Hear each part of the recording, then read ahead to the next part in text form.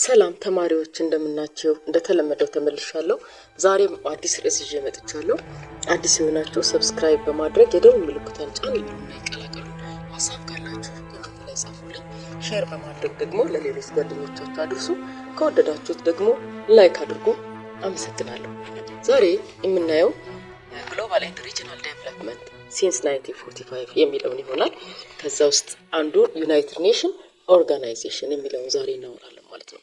When you see about United Nations Organization, it established in 1945 እንግዲህ 1945 ላይ ዩናይትድ ኔሽን ተመሰረተ። ዛሬ ላይ ግን 193 ሀገራት አባል ሀገራትን ይዞ ትልቅ ድርጅት ሆኖ እየተንቀሳቀሰ በዓለም አቀፍ ደረጃ የሚሰራ ድርጅት ነው። The predecessor of the UN was League of Nations which existed from 1926 to 1946 but failed። እንግዲህ እንደሚታወቀው ከሁለተኛው የዓለም ጦርነት በኋላ ሀገራት ተሰብስበው ሊግ ኦፍ ኔሽን የሚል ህብረት እንደመሰረቱ ይታወቃል። ነገር ግን ከ1920ዎቹ እስከ 40ዎቹ ከሰራ በኋላ ፌል አድርጓል ማለት ነው። ለምሳሌ ፌል ካደረገበት ምክንያቶች ልል መሆን፣ ውሳኔ የመስጠት አቅም ማጣት የመሳሰሉት ይጠቀሳሉ። እንደ ምሳሌም ብናነሳ ለምሳሌ ጣሊያን 1930ዎች ውስጥ ኢትዮጵያን በምትወርበት ጊዜ ሀይ ማለት ያለመቻሉ፣ እቺ ኖርዘርን ቻይናን ጃፓን ማንቹሪያን በምትወርበት ጊዜ ማስቆም ያለመቻል፣ ጀርመን ቼኮስሎቫኪያን በምትወርበት ጊዜ ያለመከላከል ጉዳይ ለድክመቶቹ ወይም ደግሞ ለውድቀቶቹ እንደ ምክንያት ሊጠቀሱ የሚችሉ ትልልቅ ሀሳቦች ናቸው ማለት ነው። when you say about language of United Nation እንግዲህ ስለ ዩናይትድ ኔሽን ኦርጋናይዜሽን ስናነሳ ሲጠቀምባቸው ኦፊሻሊ የሚጠቀምባቸው 6 ቋንቋዎች አሉ። አረቢክ፣ ቻይኒዝ፣ እንግሊሽ፣ ፍሬንች፣ ራሽያ እና ስፓኒሽ ናቸው። ነገር ግን ሰክሬታሪያት ዩዝስ ቱ ወርኪንግ ላንጉጅ እንግሊሽ ኤንድ ፍራንች። እንግዲህ ምሁር ለስራ ግን ቢሮ ውስጥ የሚጠቀምባቸው እንግሊዝኛና ፈረንሳይኛን ነበር ማለት ነው። አሁንም ድረስ ያንን ነው እያደረገ ያለው። ሌላው ታይም ላይን ኦፍ ዘ ሂስትሪ ኦፍ ዘ ዩናይትድ ኔሽን እንግዲህ የሂስትሪ ወይም ደግሞ የዩናይትድ ኔሽን ታሪካዊ ሂደቶችን እስቲ እናንሳ። ታሪካዊ ዴቨሎፕመንቶችን ሂደቶችን እናንሳ። ፈርስት ኦገስት 1941 the US President Franklin D. Roosevelt and the British Prime Minister Winston Churchill signed the Atlantic Charter። እንግዲህ ብሪቲሽ እና አሜሪካ አትላንቲክ ቻርተር አድርገዋል። ይሄንን ለመመስረት እንግዲህ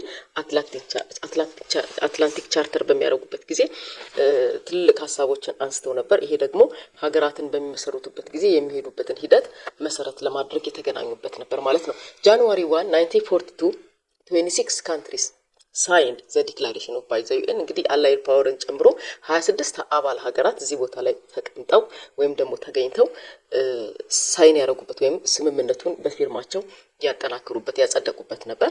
ሶስተኛ ላይ ስትመጡ ኦክቶበር and December 1943 the UN idea expressed by declaration signed at conference in Moscow Tehran። እንግዲህ የተፈራረሙ የተስማሙ ሀገራት እንደገና the expressed ሀሳባቸውን ገለጻቸውን ካሰሙ በኋላ they declared by their signed ማለት ነው። አዋጃቸውን በፊርማቸው ሞስኮ ተህራን ላይ ያደረጉበት ያስቀመጡበት ነበር። አራተኛ ሴፕቴምበር 1944 ዩናይትድ ስቴትስ፣ ብሪቲሽ፣ ሶቪየት ዩኒየን ኤንድ ቻይኒስ ሪፕሬዘንትድ that means big four። እነዚህ አራት ታላላቅ ሀገራት ናቸው። በተለይ ዱንበርተን ኦክስ ኢን ዋሽንግተን ላይ ማለት ነው ተገናኝተው they draft the charter። እነዚህ አራቱ ዋና ሀገራት እንግዲህ ዋናውን ቻርተር ስኬለተኑን ያወጡበት ነበር ማለት ነው። አምስተኛ ላይ በወጣው ስኬለተን ላይ እነዚህ አራት ታላላቅ ሀገራት ባወጡት ስኬለተን ላይ 1945 ጃንዋሪ 26 ላይ ማለት ነው 51 የሚሆኑ ሳን ፍራንሲስኮ ላይ አባል ሀገራት ተገኝተው they signed and accept their expression አይዲያስ። እንግዲህ እዚህ ጋር ተሰብስበው አይዲያውን የተቀበሉበት ሀሳቡን የተቀበሉበትና ያጸደቁበት ነበር ማለት ነው። 51 ላይ 50 ብዬ ታች 51 ያልኩበት ምክንያት ፖላንድ አልተገኘችም ነበር ስብሰባው ላይ፣ ነገር ግን ፊርማዋን ደግሞ ማኖሯን ያሳየናል። ስለዚህ መጨረሻ ላይ ግን 51 ሀገራት ብለን ብናልፈው እየተሻለ ይሆናል፣ ያስማማናል ማለት ነው። ሌላው what about the goal of United Nation? አላማው ምንድነው? ጎሉ ምንድነው? ዩናይትድ ኔሽን የሀገራት ህብረት ምንድነው አላማው የሚለውን እናንሳ። ፈርስት ቱ ሜንቴን ኢንተርናሽናል ፒስ ኤንድ ሴኩሪቲ። የመጀመሪያው እንግዲህ የዓለምን ሰላም ለማስጠበቅ ነው። ዓለምን ሰላም በዓለም በሚኖሩ ሀገራት መካከል ዓለም አቀፍ የሆነ ሰላምን ለማስጠበቅና ጥበቃ ለማድረግ ነው።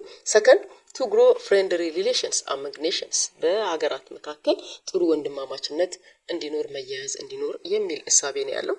ሶስተኛ to collaborate in the resolution of international economic, social, cultural and ሁማኒታሪያን ፕሮብለምስ በዓለም አቀፍ ደረጃ እንግዲህ ኢኮኖሚካሊ፣ ማህበራዊ፣ እንደገና ባህላዊ የሆኑ እንደገና እርዳታን ለማድረግ ደግሞ አንድ ላይ ህብረት የፈጠሩበት እንደሆነ ይታወቃል። እንግዲህ በዓለም ደረጃ ተያይዘው ማንኛውንም ችግር ለማስወገድ ኢቨን እርዳታ እንኳን ማድረግ ሁማኒታሪያን እርዳታ እንኳን ማድረግ ቢያስፈልግ ያንን ያህል መዘርጋት የሚችሉበት ዓላማ እንደሆነ ነው።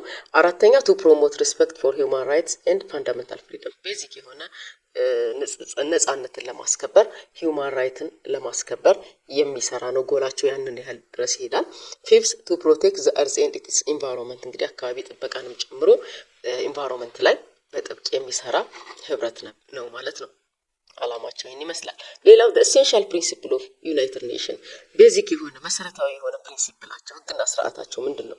ፈርስት ኢዝ ቤዝድ ኦን ዘ ሶቨሬን ኢኳሊቲ ኦፍ ኢትስ ሜምበር የመጀመሪያው ሉዓላዊ የሆነ እኩልነት በአባል ሀገራት መካከል አለ ወይም ይኑር የሚለው። ሰከንድ ዲስፒትስ አር ቱ ቢ ሴትልድ ስሩ ፒስፉል ሚንስ ምንም እንኳን ሁሉም ሰላም ይሆናል ተብሎ አይታሰብም፣ ግን ጭቅጭቅ ችግር እንኳን ቢመጣ መሆን ያለበት መረጋጋት ያለበት በሰላማዊና በሰላም ብቻ ነው የሚለው። ሰርድ ሜምበርስ አር ቱ ሪፍሬን ፍሮም ዘ ትሬት ኦር ዩዝ ኦፍ ፎርስ ኢን ቫዮሌሽን ኦፍ ዘ ዩኤንስ ፐርፐስ ከዩናይትድ ኔሽን ሀሳብና ዓላማ ውጭ ሀገራት ከየትኛውም ረብሻና ችግር ቫዮሌሽን ራሳቸውን መቆጠብ ይጠበቅባቸዋል የሚለው። ፎር ኢች ሜምበርስ መስት አሲስት ዘ ኦርጋናይዜሽን ኢን ኤኒ ኢንፎርስመንት አክሽን ኢት ቴክስ አንደር ዘ ቻርተር ቻርተሩን መሰረት አድርጎ ይህ ኦርጋናይዜሽን በሚያደርገው በሚወስደው እርምጃ በሚያደርገው ሀሳብ በሚሰነዝረው እርምጃ ሁሉ ከጎኑ ሁሉም አባል ሀገራት ከጎኑ ሊቆሙ ይገባል የሚለው። አምስተኛ ነን ኢንተርቬንሽን ኢን ማተርስ ኮንሲደር ዊዘን ዘ ዶሜስቲክ ኦቶሪቲ ኦፍ ኤኒ ስቴት እንግዲህ ማንኛውንም ጣልቃ ገብ ወይም ደግሞ ነን ኢንተርቬንሽን ማለት ሌሎችን ከሜምበር አባላት ውጪ ለችግር መፍቻም ሆነ ለማንኛውም ነገር ማስገባት እንደማይፈልጉ የራሳቸውን ችግር ራሳቸውን እንደሚፈቱ የሚያሳይ ሀሳብ ነው ማለት ነው። when you see about the structure of the United Nations it had 6 main organs. first the General Assembly እንግዲህ 6 አካላት አሉት ይሄ ኦርጋናይዜሽን። የመጀመሪያው the General Assembly ነው። it represented all members እንግዲህ ሁሉንም አባላት የያዘ ነው የጀነራል አሴምብሊ። one vote per nation የሚለው ለአንድ ሀገር አንድ ድምጽ።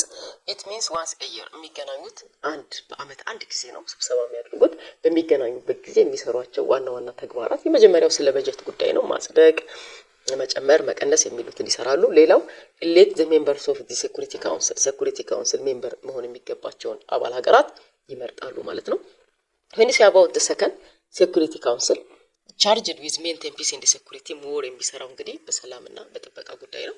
second the most powerful body of the United Nations organization በጣም ጠንካራና ትልልቅ ውሳኔ ሰጪ አካል ነው ይሄ። ሶስተኛ had 5 permanent members ይሄ ትልልቅ ሀገራት 5 ሀገራትን ሜምበር ፐርማነንት ቋሚ ሜምበራትን ያቀፈ ነው። USA እንግሊዝ፣ ፍራንስ፣ ራሽያ እና ቻይና ናቸው። እንግዲህ were elected for 2 years by the General Assembly እንግዲህ ምርጫ የሚደረገው በጀነራል አሴምብሊ ነው ማለት ነው። the permanent members are powerful decisions and prevent any action ማንኛውንም አክሽን የሚያጸድቁ፣ የሚያፈርሱ፣ የሚያስቀጥሉ፣ የሚያስቆሙ አካላት ሆነው ይሰራሉ ማለት ነው እነዚህ ትልልቅ 5 ሀገራት ማለት ነው። third the secretariat headed by the secretariat general and consists of many employees እንግዲህ በሴክሬታሪያል ጀነራል ራን ይደረጋል፣ ግን በውስጡ ደግሞ በጣም ብዙ ሰራተኞችን ያቀፈ አካል ነው ይሄ። what about its duties ዲዩቲው ወይም ተግባሩ ምንድነው? first helping to resolve international disputes የመጀመሪያው ዓለም አቀፍ ችግሮችን ሪዞልቭ ማድረግ ነው። ዓለም አቀፍ ችግሮችን ማስወገድ ነው፣ መጠበቅ ነው፣ መከላከል ነው። ሲፈጠሩም ደግሞ ጭቅጭቆች ችግሮች ሲፈጠሩ ደግሞ ያንን ወደ ሰላም ማምጣት ነው። second administering peacekeeping operation ሰላምን በማስጠበቅ ከፍተኛ የሆነ እንቅስቃሴ የሚያደርግ ነው፣ ኦፕሬት ያደርጋል። ሰርድ ኦርጋናይዚንግ ኢንተርናሽናል ኮንፈረንስ ዓለም አቀፍ የሆኑ ስብሰባዎች በሚኖሩበት ጊዜ ኦርጋናይዝ ያደርጋል፣ የበላይ ሆኖ ይከታተላል፣ ያስፈጽማል፣ ነገሮችን ያመቻቻል ማለት ነው። አራተኛ ጋዘሪንግ ኢንፎርሜሽን ኦን ዘ ኢምፕሊሜንቴሽን ኦፍ ሴኩሪቲ ካውንስል ዲሲዥንስ በሴኩሪቲ ካውንስል ወይም ደግሞ በሰላም ጉዳይ ላይ በሚመጡ ጉዳዮች ላይ ኢንፎርሜሽኖችን ጋዘር ያደርጋል፣ ተፈጻሚ እንዲሆኑ ደግሞ የሚሰራ አካል ነው። 5 ኮንሰልቲንግ ዊዝ ሜምበር ገቨርንመንትስ ሜምበር ገቨርንመንቶችን ኮንሰልት ያደርጋል። ሪጋርድስ ቬሪየስ ኢንተርናሽናል ሪሌሽን ኢኒሺዬቲቭስ እና ዓለም አቀፋዊ የሆኑ ግንኙነቶችን ያበረታታል፣ ይደግፋል ማለት ነው ይሄኛው አካል። ሌላው ሴክሬታሪያል ጀነራል ኦፍ ዘ ዩናይትድ ኔሽን ኦርጋናይዜሽን እንግዲህ ዋና ጸሐፊ ሆኖ ያገለገሉ በዩናይትድ ኔሽን ኦርጋናይዜሽን ውስጥ የሰሩ ግለሰቦችን ነው የምናነሳው። ዓመተ ምህረቶቹን ሲኩዌንስ ላይ ተቀምጠዋል፣ እናንተ እዩዋቸው። የመጀመሪያው ሰው ትሪጊቬ ላይ ኦፍ ኖርዌይ ነው፣ የኖርዌው ትሪጊቬ ነው። ሁለተኛው ደግሞ ዳግ ሃማርስ ጆልድ ኦፍ ስዊድን። ሰርድ ኡታንት ኦፍ ማይማር ፍሮም ቡርማ። ፎር ኩርት ዋልድሂም ኦፍ አውስትሪያ። 5 ጃቪር ፕሬዚ ቢሴኒያር ኦፍ ፔሩ። 6 ቡትሮስ ጋሊ ኦፍ ኢጅፕት። 7 ኮፊ አናን ኦፍ ጋና። 8 ባንኪሙን ኦፍ ሳውዝ ኮሪያ። 9 አንቶኒዮ ጉትሬዝ ኦፍ ፖርቹጋል። ሪሰንትሊ እንደሚታወቀው አንቶኒዮ ጉትሬዝ ኦፍ ፖርቹጋል served as Secretary General in United Nations Organization. When you say about Trusteeship Council, Trusteeship Council እንግዲህ ይሄ ባለአደራነትን የያዘ አካል ነው። what about its aim or duties? ዲዩቲው ምንድነው? ተግባሩ ወይ አላማው ስንል first aim at helping countries under foreign rule to attain independence። እንግዲህ በሌሎች ፎሬን ሀገራት የተያዙ በውጭ ሀገራት የተያዙ የአፍሪካ ሀገራት፣ ኤዥያ ሀገራት፣ ሌሎችም ሀገራት ነጻ እስኪወጡ ድረስ አቴንድ በማድረግ ነጻነታቸው እንዲከበር የሚያደርግ አካል ነው። እዚህ እንግዲህ ከሁለተኛው ዓለም ጦርነት በኋላ 11 ሀገራት እዚህ ውስጥ ተካተው በክትትል ላይ ነበሩ ማለት ነው። ሶስተኛ by 1994 all trusted territories had attained independence። እንግዲህ መጨረሻ 1994 ላይ ስትመጡ በጥበቃ ውስጥ የነበሩ ሀገራት ነጻ ወጥተዋል ማለት ነው። በትረስቲሺፕ ካውንስል በባለአደራነት ነጻ እንዲወጡ በክትትል ተደርጎ ነጻ እንዲወጡ ሆኗል። መጨረሻ ላይ ነጻ የወጣችው ፓላው ናት ይላል። ፓላው እንግዲህ ዌስተርን ፓሲፊክ ኦሽን አካባቢ የምትገኝ አይላንድ ስቴት ናት ማለት አይላንድ ላይ የምትገኝ ስቴት ናት። መጨረሻ ላይ ነጻ የወጣችው በትረስቲሺፕ ካውንስል እሷ ናት ማለት ነው። ሌላው ፊፍዝ ኢንተርናሽናል ኮርት ኦፍ ጀስቲስ ዓለም አቀፍ ፍርድ ቤት ነው። ጁዲሻል ኦርጋን ኦፍ ዘ ዩናይትድ ኔሽን ይሄ የፍትህ አካል ነው ማለት ነው። ዓለም አቀፍ ችግሮች ሲፈጠሩ ዓለም አቀፍ ፍርድ ቤት ጁዲሻል ኦርጋን ኦፍ ዘ ዩናይትድ ኔሽን ኦርጋናይዜሽን። ሰከንድ ሴት ወዝ ሀገው ኔዘርላንድ የተቀመጠው መቀመጫው ኔዘርላንድ ውስጥ ሀገው የምትባል ስቴት ላይ ነው። ሰርድ ኮምፖዝድ ኦፍ 50 ጀጅ ኢሌክትድ ባይ ዘ ጀነራል አሴምብሊ እንግዲህ ዓለም አቀፍ የሆኑ 50 አካላትን ፈራጆችን ወይም ዳኞችን ያቀፈ አካል ነው ማለት ነው። ችግር ዓለም አቀፍ ችግር በሚፈጠርበት ጊዜ እንግዲህ ዓለም አቀፍ ፍርድ ቤት የሚያደርስ ፕሮብለም ሲመጣ እዛ ቦታ ላይ ጀጅ የሚያደርጉ አካላት ናቸው ማለት ነው። 6 ዘ ኢኮኖሚክ ኤንድ ሶሻል ካውንስል it assists the general assembly to promote international economic social cooperation and development more ይሄ አሲስታንስ ነው ሞር ፕሮሞት ነው የሚያደርገው። በተለይ ጀነራል አሴምብሊን ሶሻሊ ኢኮኖሚካሊ አሲስት የሚያደርግ አካል ነው ማለት ነው። ሪቪው ኩዌሽን ስፔሻሊ 6 የሚሆኑ ጥያቄዎችን አዘጋጅቼላችኋለሁ። ከዚሁ አሁን ካወራሁት ፖርሽን የተውጣጡ ናቸው። አብረን እናያቸው እስቲ። According to the United Nations Charter, the General Assembly meets A. in continuous session, B. at least one a year, C.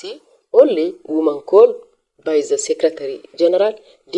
only in time of emergency. እንግዲህ according to the United Nations Charter በዩናይትድ ቻርተር ጀነራል አሴምብሊ መቼ ነው የሚገናኙት? መቼ ነው ስብሰባው ነው የሚለው? The answer is B. at least one a year ነው። When you say about the second, which agency of the United Nations was given primary responsibility for investigating situation that threaten world peace?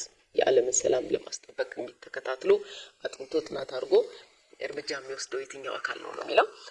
A. the Economic and Social Council, B. the Secretariat, C. the Security Council, D. the Trusteeship. What about the answer? The Security Council. When you say about question number 3, the conference that completed the United Nations Charter meet in መጨረሻው እንግዲህ ዩናይትድ ኔሽን ቻርተር የጸደቀበት ወይም የተደረገው ኮንፈረንስ የት ነው ነው ጥያቄው?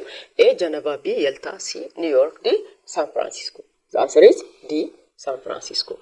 question number 4, according to the United Nations Charter, each nation's voting strength in the General Assembly is A. the principle of one vote per nation, B. size, C. military strength, D. population። እንግዲህ እንደ ዩናይትድ ኔሽን ቻርተር እያንዳንዱ ኔሽን ቮት የሚያደርገው ጀነራል አሴምብሊ ቮት የሚያደርገው በምን መልኩ ነው የሚለው the principle of one vote per nation አንድ ድምጽ ለአንድ ሀገር የሚለው ሐሳብ ነው ማለት ነው። Question number 5. The General Assembly is made up of A. All members of the United Nations. B. The Big Five. C. A majority of United Nations members. D. Security Council. እንግዲህ ጀነራል አሴምብሊ ያቀፈው ሜምበር የትኛው ነው የሚለው ነው። A. All members of United Nations. Question number 6. The agency that looks after the interest of former colonies is እንግዲህ በኮሎኒስ ላይ የሚሰራው ባላደራ ሆኖ የሚሰራው አካል የቱ ነው የሚለው። First A. Trusteeship Council. B. Security Council. C. IMF. D. The Economic and Social Council. What was the answer? The answer is A. Trusteeship Council.